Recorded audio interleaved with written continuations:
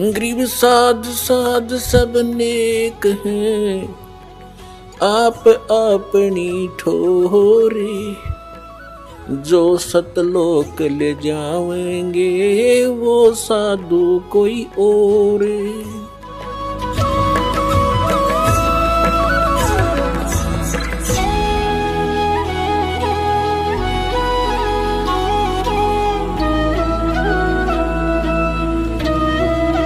आगे देखो 15वें में क्या कहा है। ओए होए, माया के द्वारा जिनका ज्ञान हरा जा चुका है, रजगुण ब्रह्मा सतगुण विष्णु तम गुण शिव जी तक की जो बुद्धि, जिनकी बुद्धि वहीं तक सेट है, इनसे आगे कोई सुनना भी नहीं चाहते, वो आसुर स्वभाव यानी राक्षस स्वभाव को धारण किए हुए मनुष्यों में नीच नराधम नराधमा, मनुष्यों में नीच दूषित कर्म करने वाले मूर्ख लोग मुझको नहीं भजते।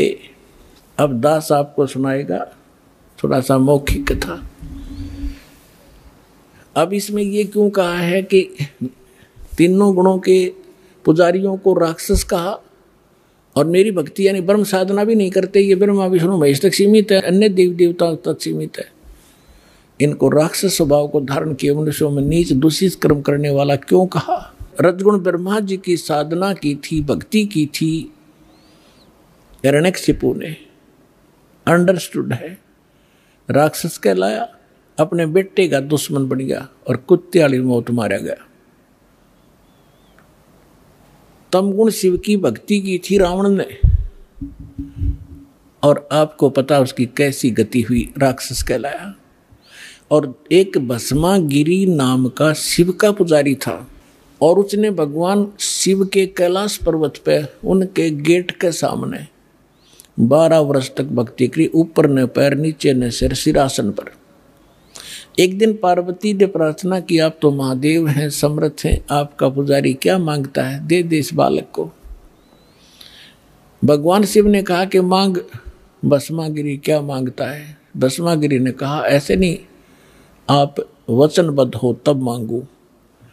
भगवान शिव ने कहा कोई मांग ले, हो गया वचनबद्ध। तो उस भस्मागिरी ने कहा कि आप मुझे अपना भस्म कंडा दे दो। भगवान शिव के पास एक ऐसा कड़ा था जो हाथ में पैर के रखा करते, वो ऐसी सिद्धि युक्त कर रखा था कि जिसके सिर पर न्यू कह दे भस्म, वो मर जाता था, भस्म हो जाता था। और इस बात का ज्ञान था भस्मागिरी को।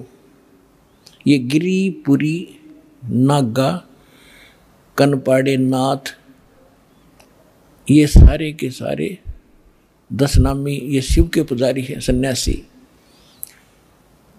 तो भगवान शिव ने शौचालय जंगल में रहता है, अपने बचाव के लिए राक्षसों से लेता होगा, निकाल कर दे दिया भोलेनाथ ने।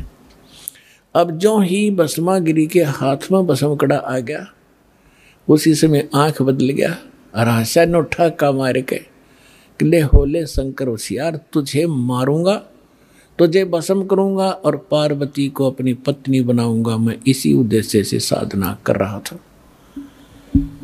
अपने आत्मा शंकर जी को मृत्युंजय, कालज्जय, अविनाशी, सर्वेश्वर, सबका मालिक, अंतर्यामी, पता नहीं क्या क्या संज्ञा दिया करते। सूक्ष्म वेद में कहा है कि यदि ये इस अंतर्यामी थे, क्या उस दुष्ट के मन की नहीं जान सकते थे क्या बकवाद लेकर साधना कर रहा है। अविनाशी होते तो क्यों भाग लिए उसके आगे। आगे आगे भगवान हर पीछे पीछे पुजारी, दोनों जहाँ 100 की स्पीड पे। अब परमात्मा ने इनकी रक्षा करते हैं मालिक आकर, जब ये हृदय से पुकारते हैं, आपत्ति में होते हैं, ये भी उसी के बच्चे। तो परमात्मा ने पार्वती रूप बनाया, भस्मागिरी और शंकर जी के बीच में खड़े हो गए और कहा संकेत से कि आ जाओ, यहाँ खड़े हो जाओ। अब भस्मागिरी ने सोचा भी बिल्कुल ठीक है, कड़ा मेरे पास है, शंकर जी तो रुका नहीं, अभी 100 किलोमीटर दूर है, मैं इतने 2 बात कर लेता हूँ। वो खड़ा हो गया। पार्वती बोली आजा, ठीक है, वो तो आएंगे नहीं अब आपके पास, आप मुझे कुछ डांस करके दिखाओ ताकि मैं प्रसन्न हूँ। तो वो कहने लगा मैं साधु संत तपस्वी आदमी, मैंने डांस नहीं आता। पार्वती बोली मैं सिखाऊंगा। भगवान बोले पार्वती रूप में कि चलो मैं सिखाता हूँ। इस हाथ को ऐसे कर, इस पैर ने ऐसे करो, ऐसे करो। जब ऊपर करवा लिया ना, जिस हाथ में कड़ा लिए रहा था और कह दिया भस्म, रिमोट दबा दिया उसका, भस्मा गिरी, भस्म हो गया। उसके बाद वो भस्मा असुर कहलाया, भस्मा राक्षस। फिर कड़े को लेकर भगवान शिव का दिल डटा। जब उसने राख देख ली ना शंकर भगवान ने इसकी भस्मासुर की, जब दिल की धड़कन, उसका पल्स रेट सेट हुआ था। ये तो इन 2 गुणों के पुजारियों की दशा दिखा दी, सुना दी। अब वैष्णो जी के पुजारियों की और कथा सुनाते। एक बार कुंभ का मेला भरा था हरिद्वार में। उस समय ये सभी गिरिपुरी जितने भी ये त्रिगुण उपासक हैं, अपने अपने ग्रुप में जाकर वहाँ इकट्ठे हो जाते हैं। पुरियों में पुरी, गिरियों में गिरी, नाथों में नाथ, ओगड़ों में ओगड़, नागाओं में नागा, वैष्णो में वैष्णो। और जो नहाने का ये समय निर्धारित करते हैं, हर की पैड़ी के ऊपर वो पर भी लगी थी। इनका अपना बनाया बस है ये मनगढ़ंत कहानियाँ।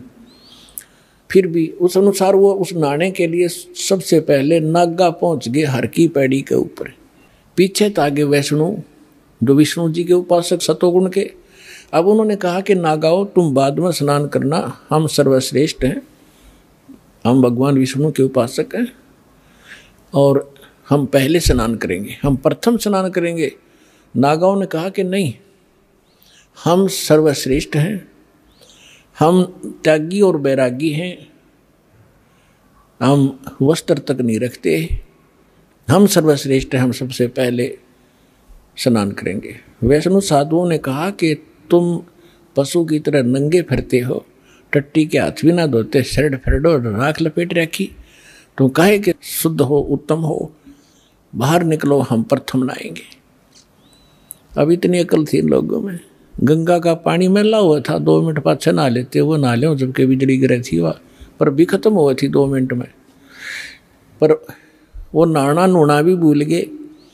भगवान की हर की पैड़ी में भी प्यार नहीं, भगवान का भी डर रहा नहीं, आपस में लड़न लग गए, कत्लेआम कर दिया। 25,000 वह त्रिगुण उपासक वह कट कर मर गए, कत्लेआम कर दिया। सूक्ष्म वेद में कहा है, तीर तुपक तलवार कटारी जमदड़ जोर बदावे हैं, हर पैड़ी हर हेत न जाने वहां जाते चलावे हैं, काटे शीस नहीं दिल करुणा ये जग में साधक वावे हैं, जो जन इनके दर्शन को जावे उनको भी नरक पठावे हैं। कहते हैं हर पैड़ी हर हेत ना जाना, और वहां कर्द ठोके एक दूसरे ने कत्लेआम करें, और काटे शीस नहीं दिल करुणा, इनमें दया नहीं राक्षसों में। और ये जग में साधकवा में तुम इनको संत भी कहते हो, और इनका जो अनुयायी बनता है उनको भी ये पाठ पढ़ावे हैं, यानी उनको भी नरक में ठोक देते हैं।